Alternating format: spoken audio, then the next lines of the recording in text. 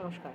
আজকালকার দিনে দেখা যাচ্ছে যে ছোট ছোট বাচ্চাদের মধ্যেও বা ইয়াং অ্যাডাল্টসদের মধ্যে ঘাড়ের ব্যথাটা খুব বেশি পরিমাণে প্রকট হচ্ছে। এই ব্যথাটা নানান কারণে হতে পারে, তবে একটা প্রধান কারণ হচ্ছে অনেকক্ষণ ধরে মোবাইল বা ল্যাপটপে কাজ করা। তার সাথে বাসে ট্রামে যারা ভিড়ে যাতায়াত করেন তাদেরও বেশ কষ্টকর, সেই কারণেও এই ব্যথাটা হতে পারে। এই ব্যথাটা কমানোর বা একটু কন্ট্রোলে রাখার কটা টিপস বলবো।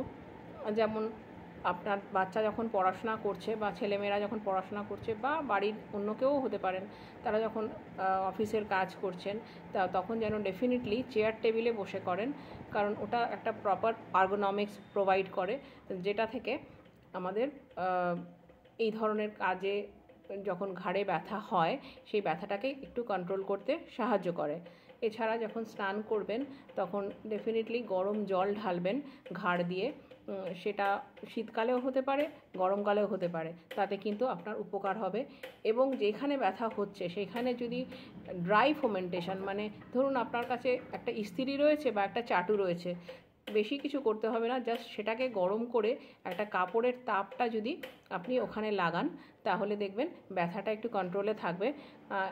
এতেও যদি কাজ না হয় তখন ডক্টর দেখাবেন। অনেক সময় কি হয়, ক্যালসিয়াম বা ভিটামিন ডির কমে এই ধরনের ব্যথা হতে পারে। উনি আপনাকে প্রপারলি গাইড করবেন। উনি হয়তো কিছু পরীক্ষা করাবেন রক্তের, করে দেখতে পারবেন যে আপনার কোন ভিটামিনটা কম আছে, সেই অনুযায়ী আপনাকে গাইড করে দেবেন এবং তাতে আপনার ব্যথা কমাতে সুবিধা হবে। Thank you.